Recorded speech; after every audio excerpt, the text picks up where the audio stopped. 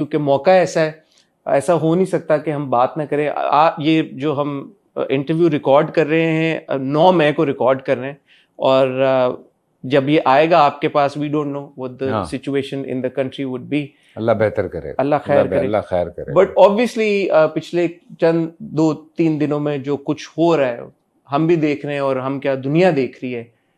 What would you like to say? यार सारी बातें एक तरफ कि उन्होंने झूठा इल्ज़ाम लगाया, हमने सबूत मांगे, उनके पास कोई सबूत नहीं थे। अब उस पे वो खिसियानी बिल्ली बन के बात क्या कर रहे हैं कि हमने पहले तो सारे सबूत दिए थे, इन्होंने क्या कर लिया था।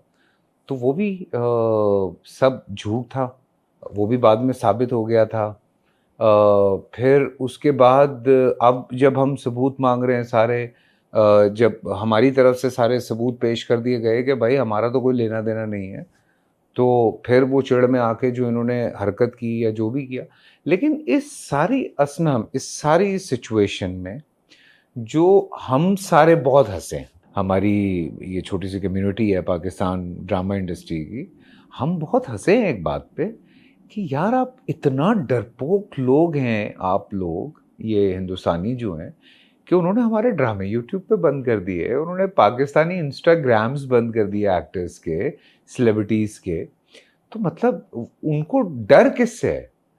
वो किस चीज़ से डर रहे हैं? बेसिकली वो किस चीज़ से डर रहे हैं? वो इस चीज़ से डर रहे हैं कि पाकिस्तान वहाँ दहशतगर्दी कर रहा है। हमारा कौन सा ऐसा ड्रामा चला है जिसमें कोई इस तरह की चीज़ आई हो जो कि हिंदुस्तान के खिलाफ हो? और वो बनाते रहे हैं, वो करते वो तो अभी भी कर रहे हैं, वो तो नॉन स्टॉप कर रहे हैं। लेकिन हमारी तरफ से कौन सी ऐसी चीज़ चली है कि तुम तो इतने रिव्यूज़ करते हो हर ड्रामे के? कोई एक ड्रामा बता दो जिसमें कोई आपने कोई ऐसा कैरेक्टर दिखाया हो, या किसी जो हिंदू कम्युनिटी के लोग हैं उसके कैरेक्टर की तजलील की गई हो, या किसी क्रिश्चियन कम्युनिटी के जो लोग हैं उनकी तजलील की गई हो। कोई एक आपको याद है?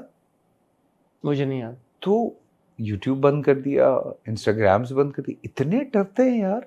बट इसमें एक ये भी बात बहुत उठी पहले तो कि पाकिस्तानी सेलिब्रिटीज, एक तो ये कि आप being such a big celebrity yourself, जब इस तरह का कोई कॉन्फ्लिक्ट होता है या वैसे कोई पॉलिटिकल मैटर होता है, एक सेलिब्रिटी या एक एक्टर के लिए कितना इंपॉर्टेंट है उसके ऊपर कोई ना कोई कमेंट करना, तबसरा देना। भाई देखें, अब तो खैर सिर्फ हम लोग नहीं हैं, अब तो व्लॉगर्स भी हैं, या जो ब्लॉगर्स हैं वो भी हैं, आप लोग भी हैं। आप हम लोगों की आवाज़ किसी न किसी तरह वहाँ जाती तो है, ठीक है ना? तो मेरा ख्याल है कि हमारे फ़राइज़ में शामिल है।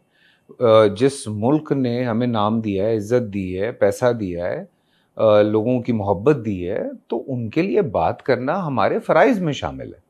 मुझे ऐसा लगता है। ये नहीं है कि मैं चुप करके बैठ जाऊं और मैं कभी कुछ ना बोलूं। मैं आज से नहीं यार, मैं हमेशा से बोलता आया हूँ कि आपकी प्रायोरिटी पाकिस्तान होनी चाहिए। मैं बहुत सारे यंगस्टर्स से कभी बात होती है तो उन लोगों को पाकिस्तानी एक्टर्स का पता ही नहीं है। उन्होंने कभी बैठ के पाकिस्तानी एक्टर्स के बारे में ना पढ़ा है, ना सुना है, ना सोचा है कि यार मैं एक जिस इंडस्ट्री में काम कर रहा हूँ, मैं उस इंडस्ट्री में कौन कौन लोग आए हैं, किस किस ने क्या क्या काम किया है, कौन कौन कहाँ रहा है, मेल्स में, फीमेल्स में। मैं ज़रा उनके बारे में भी पता करूँ कि मैं ये जानूँ कि इस इंडस्ट्री में क्या क्या काम हुआ है।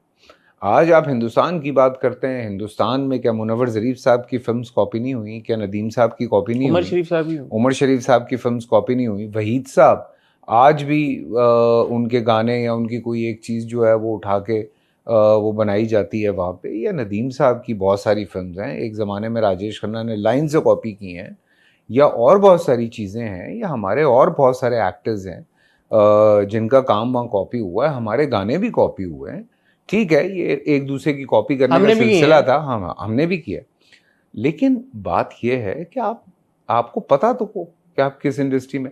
तो मैं हमेशा से जब ये कहता था कि प्रायोरिटी आप पाकिस्तान को दें जहाँ आप काम कर रहे हैं, लेकिन ऑब्वियसली यहाँ पे बहुत सारे लोग इस नियत के साथ आते हैं कि जी थोड़ा बहुत नाम बनाएंगे और किसी तरह वहाँ घुस जाएं।